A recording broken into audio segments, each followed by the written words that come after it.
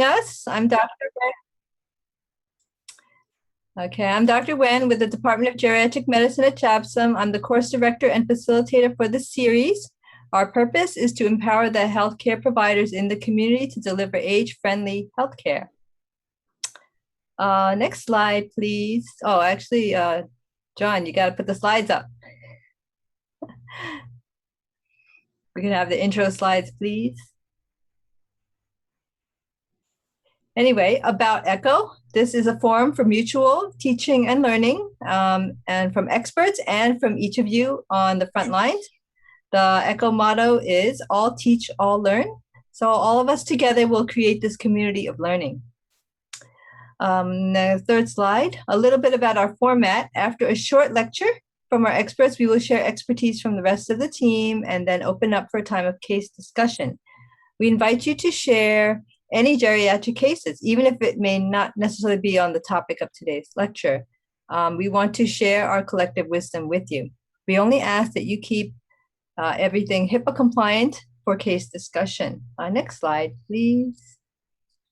So we want to make sure everything is confidential and safe. We want to create everything HIPAA compliant and create a safe learning environment where we foster a culture of mutual learning and encouragement, no negativity or shame, anything like that. Also, case discussions do not create or otherwise establish provider-patient relationships between any ECHO specialists and patients whose cases are being discussed in this setting. Next slide. Just a little bit about Zoom logistics. If you haven't figured out already, if you go on the bottom of your screen, you can, on the left side, there's a chat tool. Sorry, just on the bottom, and you can enter your name and your organization, and that's one of our ways of taking attendance. There's also a mute button, and we ask that you keep it on mute when you are not speaking, and of course to unmute when you want to share. Next slide. Okay, this is our calendar. We run this series on the second Wednesday of each month from 12 to 1 as a 1-hour session, and we provide continuing education credits for physicians and nurses as well as social work. This is our calendar for the next few months, so you can plan ahead. Today, as you see highlighted, is Dr. Ming Chen talking to us about dry eye disease in older adults. Next month, we will have lifestyle medicine for older adults. Next slide. So regarding CMEs, in order to receive CMEs, first of all, if you haven't registered already, you need to make sure you go ahead and register.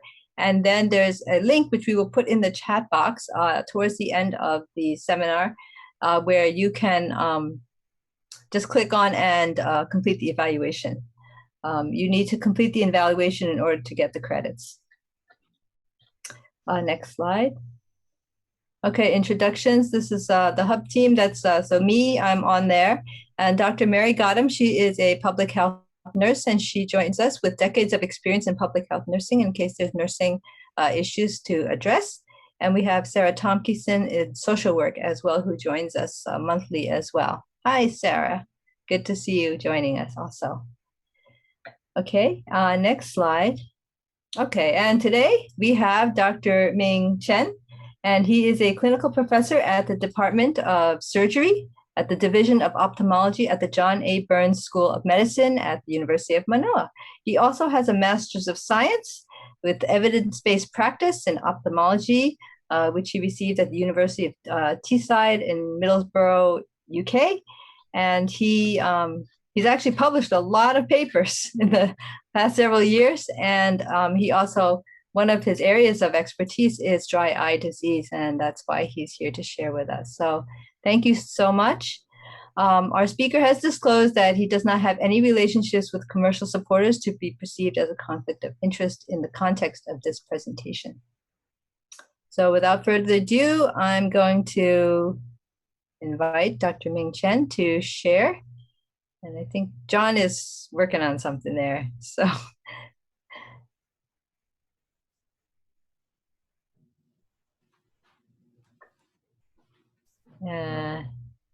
in the meantime, oh, there we go. Okay.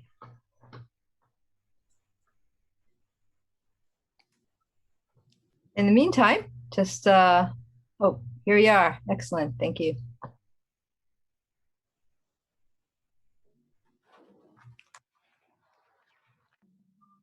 So can I talk now?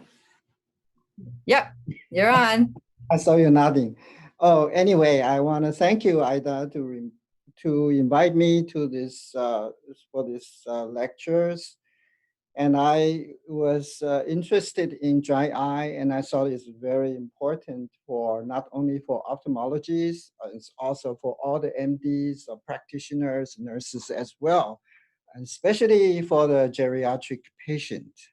So this is my third time, I believe, to talk for the geriatric department since 2016, I believe. And I also saw Gary's there, Dr. Okamoto, and he will sacrifice his golfing today and join us. I appreciate that. But anyway, so I'm going to start with this. This is a dry eye disease. My purpose is to inform this is an important disease we should know, especially for PCP and geriatric physicians. I would like to do the review and the management, and in particularly for the PCP and geriatric physicians. And I deeply believe if we have proper diagnosis and treatment, and the PCP and geriatric physician will be able to initiate the treatment before to see the ophthalmology, and sometimes probably not even necessary. And so the dry eye disease is a condition in which the surface of the eye is inadequately lubricated by tears. It is a multifactorial disease. That means it's not single disease. It's involved so many things, even psychiatry is involved. And so the tears has the three layers. It's a lipid layers, aqueous layer, and mucus layer is secreting around the eye by the lacrimal glands, the meibomian glands, and globular glands from the conjunctiva. It is so common, and it's getting more common as days goes by, especially during the pandemic, where most people stay home watching the TV and watching their computers, cell phone, and so forth. So the data shows 60 million, almost half of American adults, I think it is underestimated. And recent study even indicate dry eye disease is impacting younger age because they are watching their phone almost, I hope it's not 24 hours, but maybe 18, 16 hours, or computer, all their work, study, application, whatever they need to do, restaurant reservation, all has to go through smartphones. And because you're watching the smartphone and computer, you decrease your blinking rate. Your eye blinking is reduced, and therefore the lubrication to the eye is decreasing as well. So the study shows at least 70% of geriatric patients has dry eye disease. And to me, I believe it's almost 100%. So this one study shows 54% of over age 65, and this 43% of the female was underestimated by their clinicians.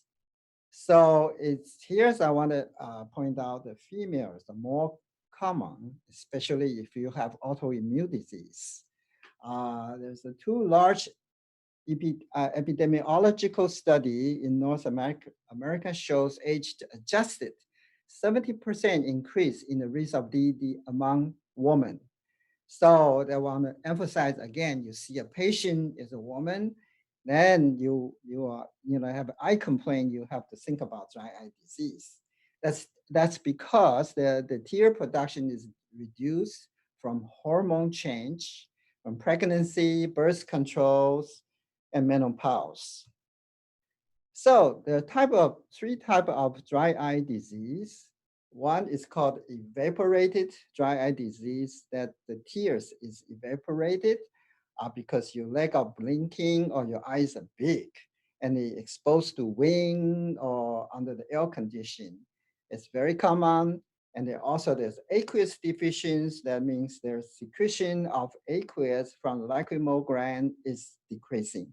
Lacrimal lacrimal gland can be affected by various immunological disease, but more than 1/3 are combined. That means most of them are actually combined, both evaporate and aqueous deficiency. So you also want to make a diagnosis. You look at this person or this patient, they have a risk factors. So number one is if you are a woman and it's become a risk factor already. Then the environmental, you stay air conditioned in the office whole day, you have a fan blowing to you, some people smoking, dry climate, windy condition like we have here, and low humidities. So other risk factors like medical, people have high blood pressure medications, antidepressant, antihistamine, glaucoma eye drops, arthritis, lupus, and diabetes. They all become a risk factor for dry eye disease. Now, the patients say they also have surgery, the eye surgery in specifically, like had a LASIK surgery, cataract surgery. A lot of patients had cataract surgery, which most geriatric patients already had cataract surgery. Their eye gets drier too.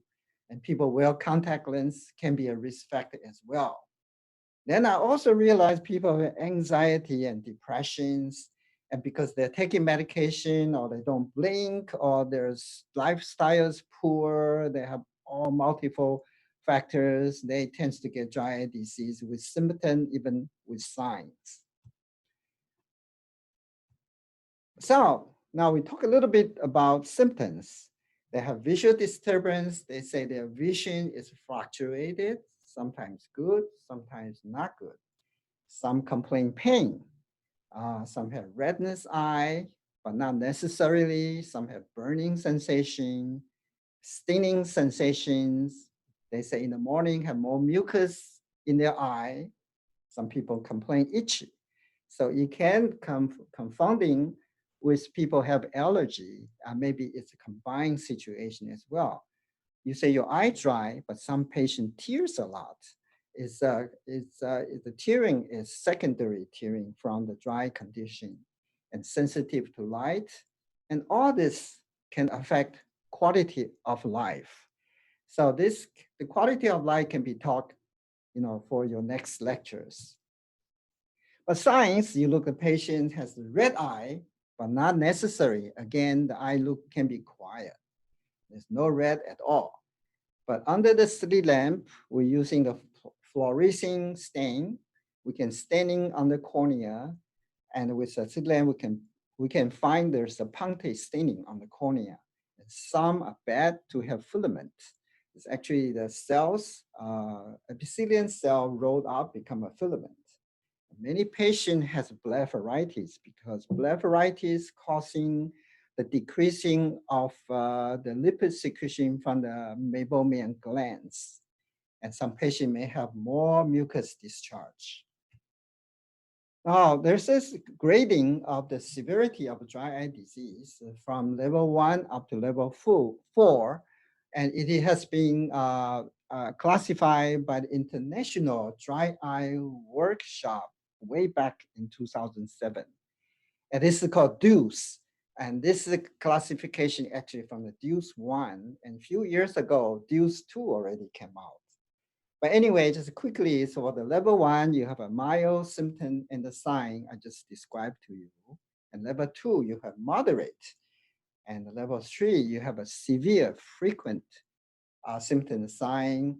And the level 4 is constantly severe symptom and sign. When you get to level 2 or 3 or 4, the ophthalmology has to take care with all multiple treatment, multiple frequent office visit, consultation as well. Now, this is by the Elegant Pharmaceutical developed this called Ocular Surface Disease Index. So using this index with the symptoms, and so they put the scores in, and the higher the score, the more severe of the DED disease. Some ophthalmology uses, some researchers are using it.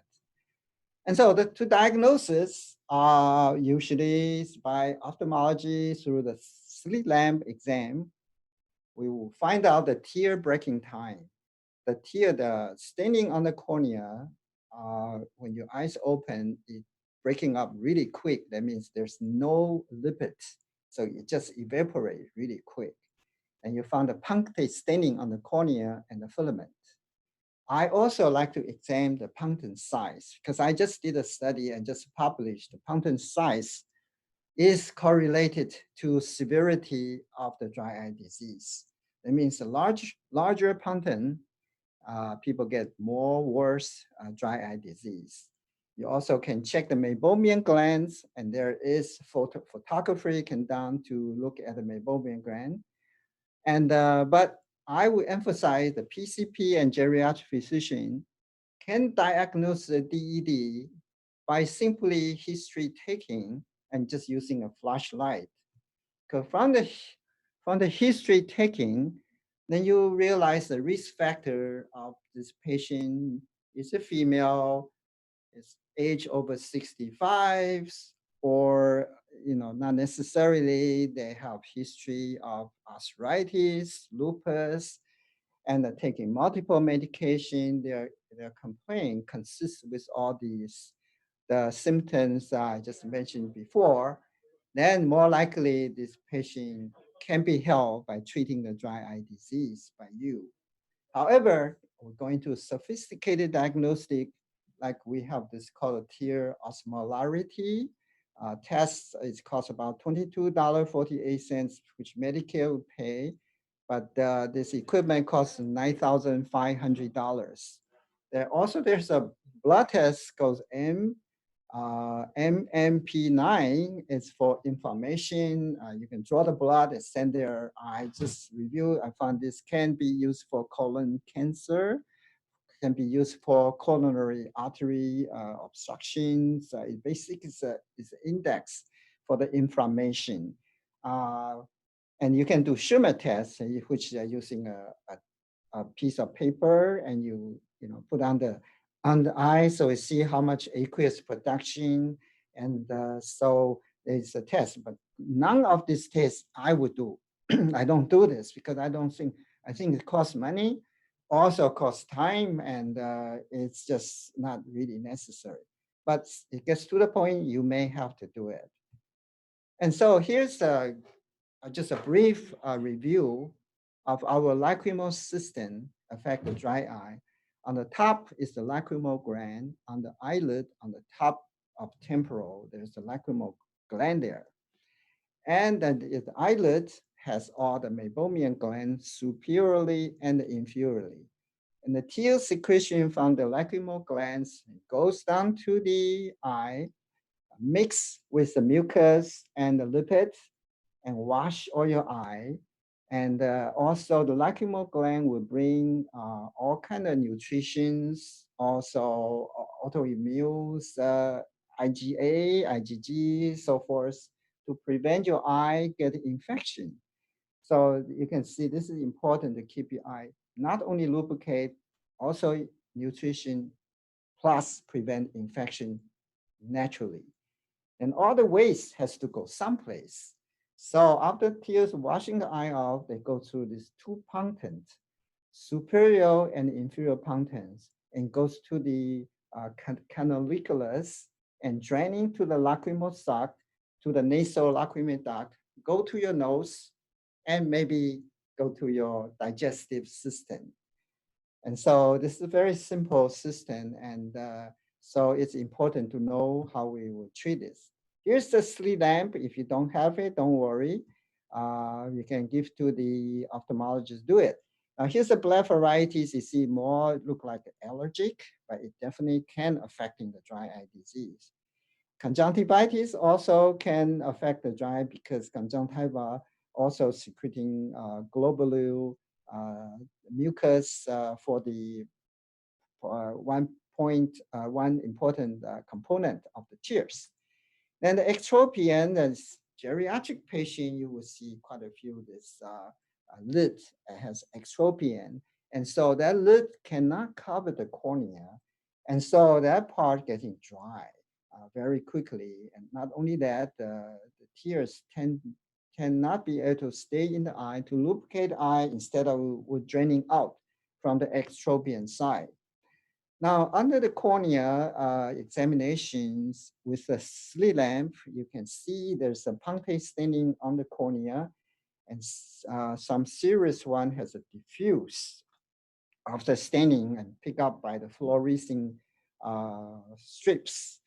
And that's the clinical diagnosis. I'm going to do a little case discussion for this 80 years old obese females on wheelchair, and she's disabled by arthritis. And she's living in a nursing home. She has all this complaining, which is more likely she has a dry eye disease, and she has 1 month already, and she cannot get the. She also has arthritis. She has multiple medications. She also had cataract surgery. Just by looking at this, and you can think about this patient may have a dry eye disease. So this patient is very difficult to transfer because she's overweight, she's on wheelchair, and the earliest ophthalmology appointment is 1 month away. So based on this risk factor, symptom, and history, we can make at least the initial diagnosis, and we can start initiate some treatment. You may want to talk to the ophthalmology first, and maybe can start some treatment to relieve the suffering from this patient, and also to improve her lifestyle. So now we talk about management. How are we going to treat this?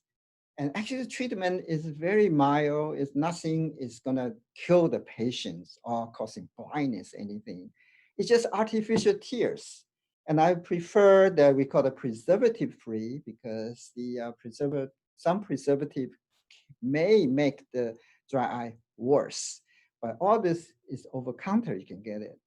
Now, more prescription drug like Restasis, and Zedra and Sequa recently came out. Restasis has been quite a few years now, and it's a 0.05%. The cyclosporine is an immunosuppressant, which actually try to reduce inflammation. And same as the Zedra. Zedra is another, try to reduce inflammation. The Sequa is higher concentration with a technology which will penetrate. That means it's more stronger than Restasis. All this is try to reduce inflammation and increase the natural tear production. So in case you want to prescribe this, to me, even this prescription drug to me is still pretty safe. The patient will complain at the beginning. It will maybe have some sting, some blurriness, and sometimes may have itchiness and things like that. So I usually tell the patients, because you have dry eye, your cornea has some breaking, have punctate defect. So any drop goes in, you will stings a little bit, but it take a little while, it should goes away. Another trick is you put in the refrigerator, so it's a little cold, so it gets in the eye, wouldn't be that uncomfortable. But usually you put a 1 to 2 weeks, usually patient will adjust to that. And other than that, I do not know there's any, the study show they do not have a systemic effect to the patient. So it's pretty safe. So there's a lot of patients that are using now Restasis, Zedra, and a lot of doctor ophthalmology are prescribed this. So other than that, the common sense treatments, like the patient should take omega-3, which is a fish oil, which increase the lipid production for the tears. And omega-3, you all know, will help your brains, maybe reduce your triglycerides, and it may even help some kidney functions and so forth. So to me, I think it's a healthy food, but it's definitely good for the dry eye. And I also prefer some ointment for the patient because ointment would last in the eye longer. And it will coating the cornea better, the symptom relief better. I have did some survey for my patients and then they all like the ointment, provided they put in correctly. As far as erythromycin, it will reduce the normal flora on the eyelid. It probably can treat in conjunction with the blepharitis. It is also my favorite as well. And so I would tell the patient, you have to try to blink your eye. Your geriatric patient, especially the Parkinson disease, and I do believe you get older, you blink less, much less. If you have Parkinson's disease, they don't even blink, and the eye just get extremely dry. And some of the warm compress with warm hot towels would help to relieve symptoms. I would tell patients to avoid sunny, windy condition. If he's a golfer, is I would say he still can play golf, but probably should put on the sun goggles on, a goggle who will protect the wing, also the sunny weathers. I do believe multivitamin will help, specifically vitamin A, and will be help the dry eye disease as well. Now, the patient have anxiety, depression, and somehow the mental consultation should be done because they sometimes just have excessive complaint or they don't complain at all. So because they don't complain, sometimes we want to treat the patient according to the symptoms, then it become difficulty because their complaint may not be reliable. So it become a factor for difficult to treat. Now, once you refer to the ophthalmology, the treatment, if it gets to level 3 or level 4, I have a doctor she retired and she need to wear soft contact lens all the time to treat her dry eye disease. The soft contact lens, we do have the contact lens you can wear overnight, but you should change every few days or even every day. But she can wear the contact lens to sleep night. That's the only thing can relieve her uncomfortableness.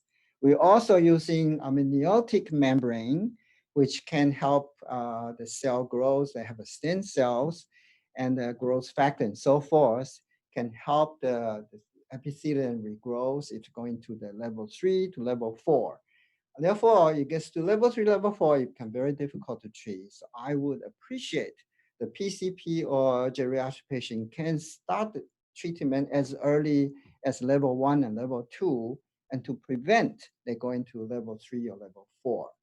Now, some patients will get older, they have, they call it neurotropic. Neurotropic, their nerve don't have too much sensation. They have all this dry eye, but they don't feel nothing. And their eyes start getting more and more blurry, cornea start gets all, damaged. And there's a new medicine called oxybate, which has a growth factor. It's a drop. It's very expensive. I think about $3,000 for 2 weeks or something. But insurance, if approved, it's covered. And I have tried some a few patients. It works quite well. One of my favorite treatment is a punctum occlusion. We have a collagen punctums for temporary for test, and we can using thermal to burn the punctum to close the punctum to prevent the tears draining out. And we want the tears, especially your own tears, your natural tear, stay in your eye to do all the work for nutrition, anti-inflammatories, and also lubrication. And some people would treat the meibomian gland. They have an expensive equipment made by Johnson & Johnson, sometimes $10,000. You put on this equipment to massage meibomian gland, plus give it heat, and which I just think it's too expensive. That patient, the insurance doesn't cover. Patient has paid their own, I think something several $100s. So what I do, I just put a warm compress and using the Q-tips just to massage the meibomian gland as necessary. Sometimes the dry eye was so bad, you may even have to using the steroid. when there's acute inflammation, and the steroid may come into place to relieve the symptom and the sign. So here's the punctum plaque you see here, and there's a punctum there. The punctum has different size, and the plaque has different size. And so this collagen plaque and plaquing there, so give it 2 weeks, it will resolve. So 2 weeks, I will see improved patient symptom and sign, or some patient may get epiphora, tearing so much. So give you a guidance that you should continue more this plaque or even thermal occlusion for you. So I just published paper just now, just actually last month. Dr. Hedges, the Dean of Med School, is my co-author for this. And so using the different lacrimal punctum size to measure the punctum size from 0.3, 0.4, 0.5. And then if the punctum is easy to put in, then we will say this punctum size about around 0.4 or 0.5. And the study shows the severe in my cohort of review of all these patients, 95% there have punctum size larger than 0.4. And so my conclusion is the larger size of lacrimal punctum may link to the severity of DED.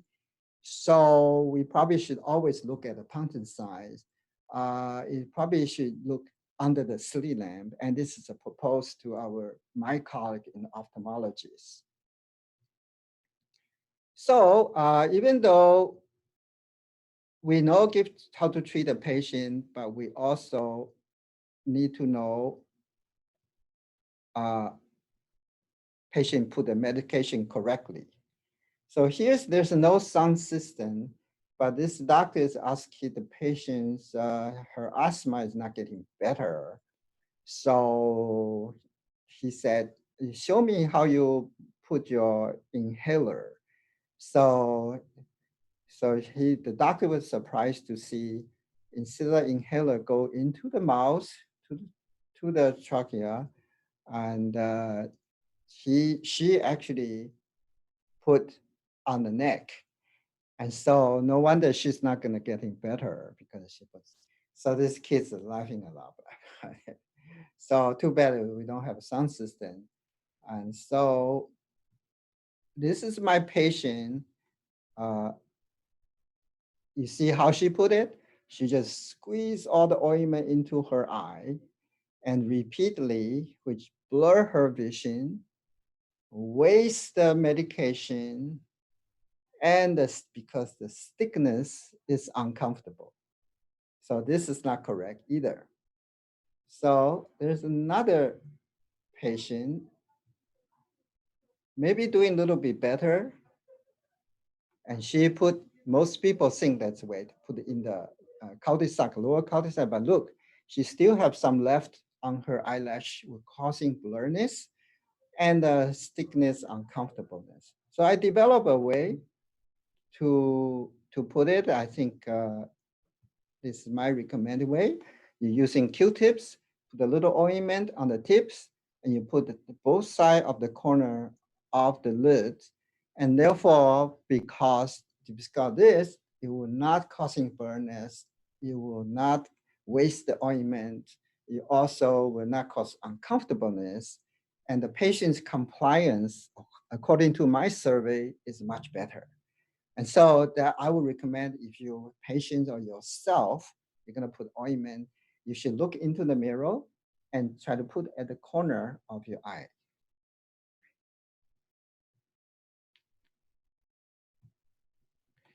So I believe I have finished the talk, and I'm inviting any questions you have. I'll be happy to answer. Great. Yeah. So apologies about the videos.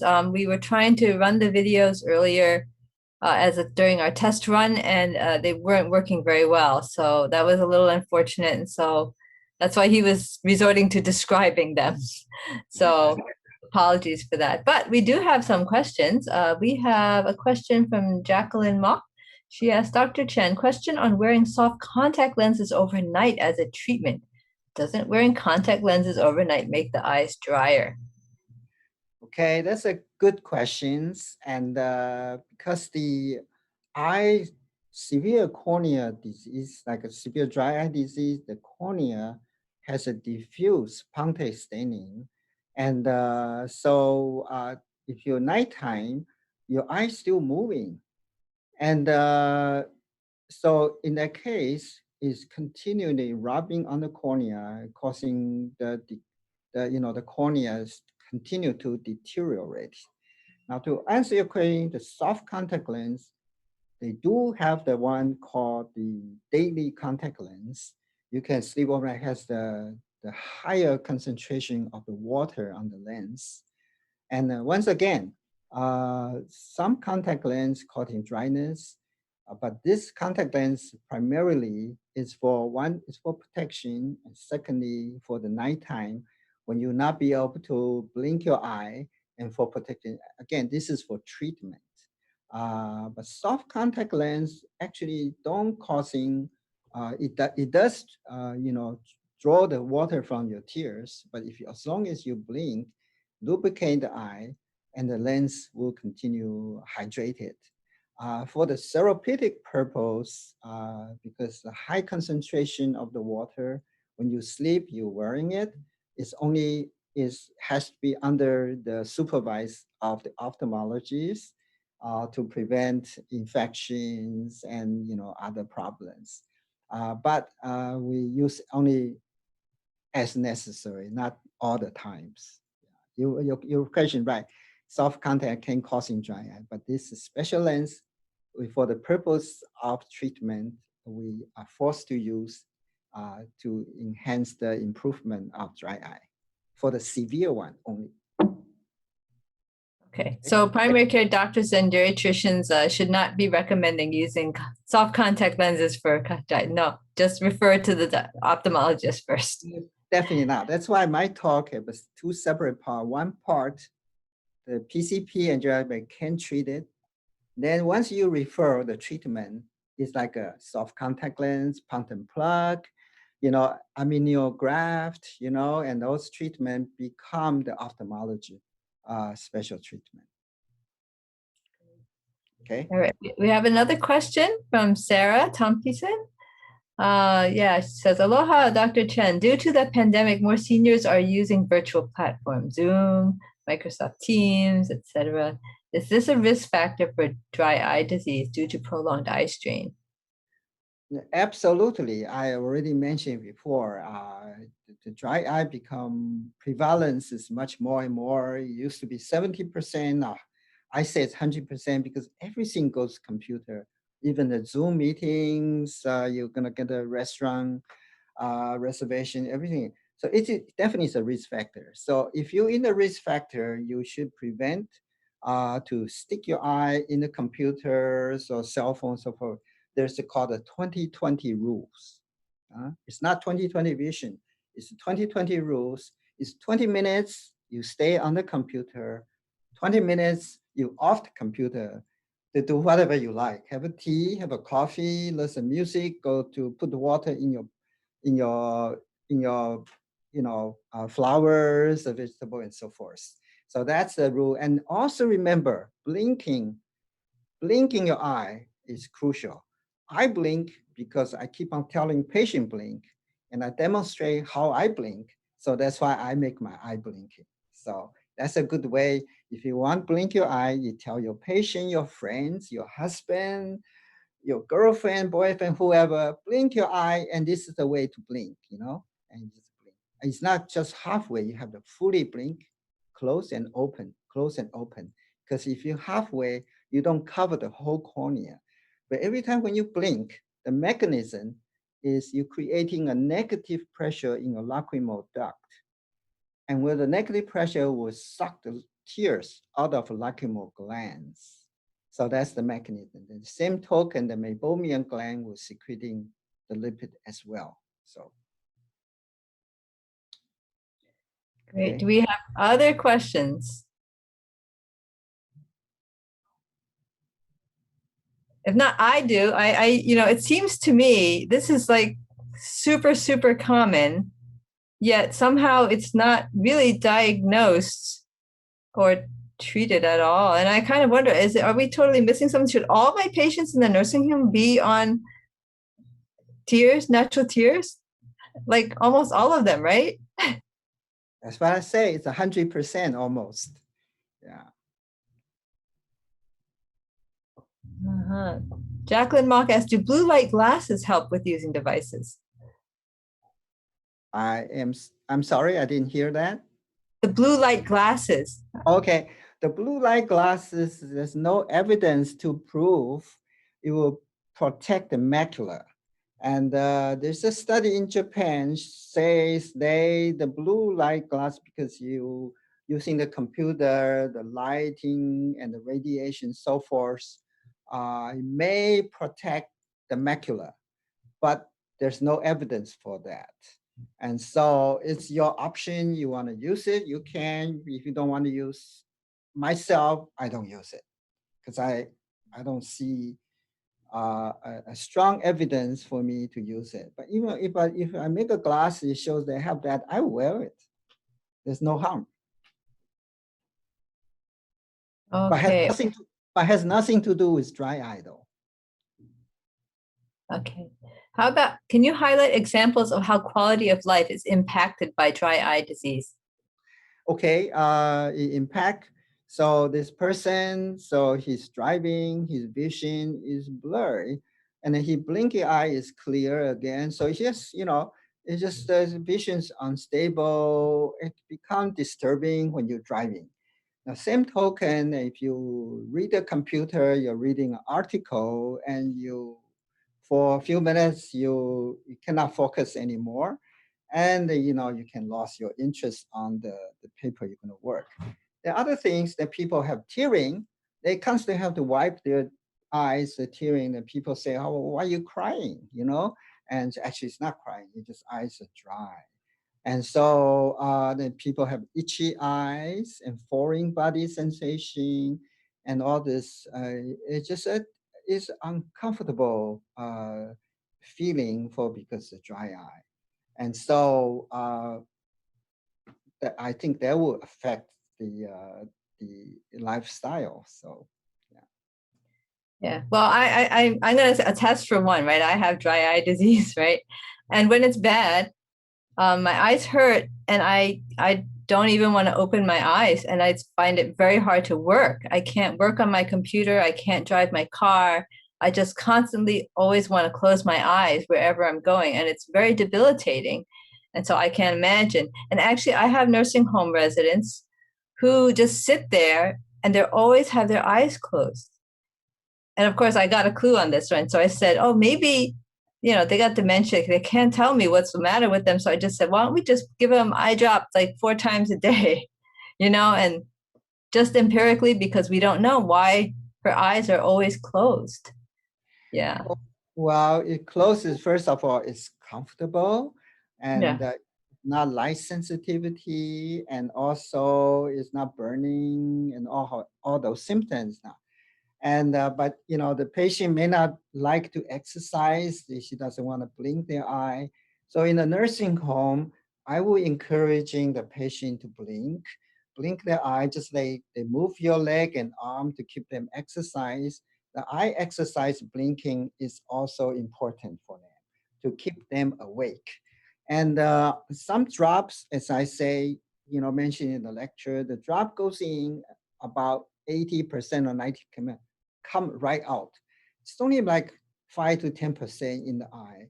And then take a few minutes, it goes away again. So my favorite is actually really is put ointment. Some of the ointment, like over-the-counter, tear ointment is great.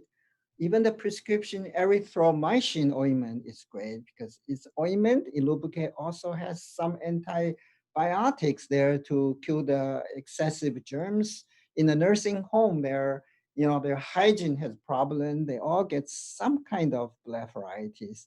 You never did a culture there, but if you want to touch their eyelid, for all your residents, you'll find out they all have some type of germ there. Even normal floras like Staphylococcus, Streptococcus, they may have that. And so erythromycin ointment, using the Q-tips, have the nurses put on their eye on the corner twice a day will be a good treatment for some of the nursing home residents. Right. Do we have other questions? Oh, let's see. Oh, I wish other doctors like you took the time to demonstrate how to use the eye drops and other eye treatments with your patients. Yes, thanks. Thank you for that. And do eyelid wipes help with dry eyes? I'm sorry, I didn't hear that. A question about eyelid wipes. Oh, okay. Eyelid wipe, again, I mentioned quite a few in Hawaii, not only nursing home resident, even some of the elderly patient, they have some kind of lid infection. We call it's a staphylococcus, it's called a cholerates. So under the slit lamp, you can see the root of the lashes have some croy. It's like a mucus or maybe germs sitting there. So the wipe will clean those out and reduce the inflammation, and therefore the secretion of the oil of the lipid will be increasing. So that would be really help. And also prevent the blepharitis. So wipe is usually if you see that the eyelid is kind of not clean, in the long cell is called OcuSoft. So I just give some sample to my patient they can buy, and I would recommend it clean at least once a week, or maybe once every few days would be great. And some patients even develop mites in the lash. So they have to using the, specific medication is a tea leaf wipe to take care of those mites.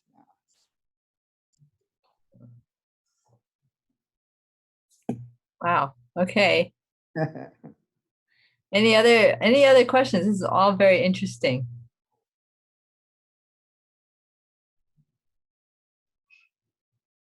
So in my patients, I have a lot of nursing home patients. They have recurrent blepharitis, right? Okay. So really part of that is to treat preventively, like forever, not just treat episodically. Yeah. I can speak a little bit for that. So yes, again, the hygiene is important, and some of this do need antibiotics. In the acute stage, that people have redness, itchiness, a combined antibiotics and steroid will help those conditions as well. And so many of them become chronic, and therefore they're also getting dry eye too. So treating the blepharitis is it's hard to get ophthalmologists treated. So we always can have the nursing staff clean the lid and put a little erythromycin ointment as a daily regimen, and it may help prevent it getting worse. And if it gets really bad, then you can consult ophthalmology for giving some possible steroid and rule out other situations as well.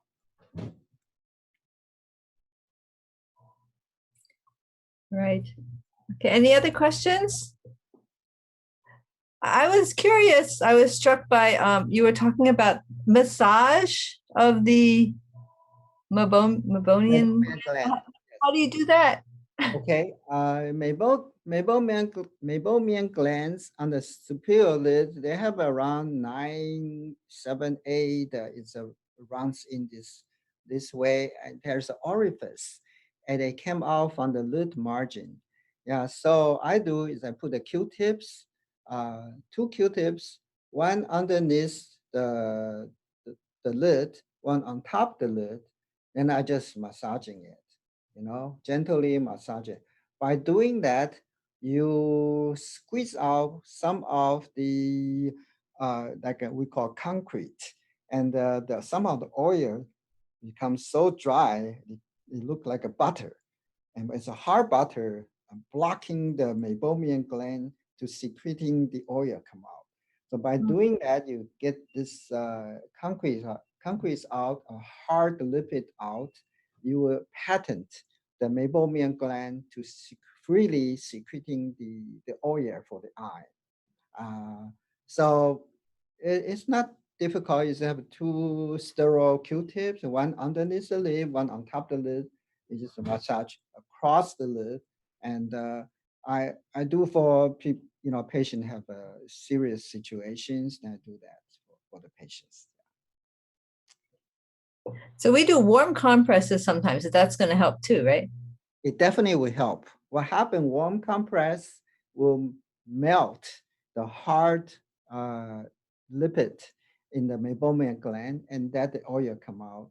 And not only that, it increases circulation, increase anti-inflammation, so even more it's comfortable for some patient. So for dry eye patient, it's recommended if they have time to do it. Great.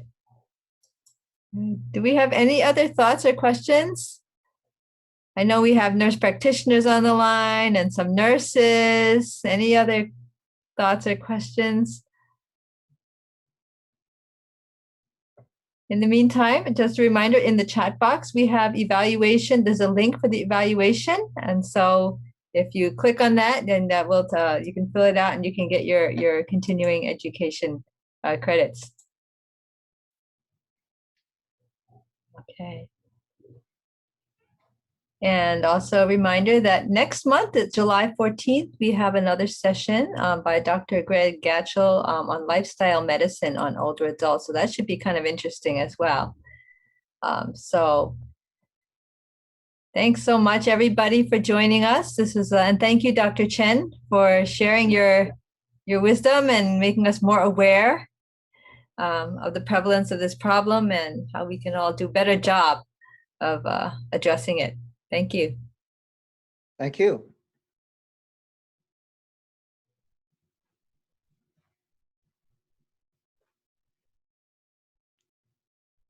So it's okay to take it out now?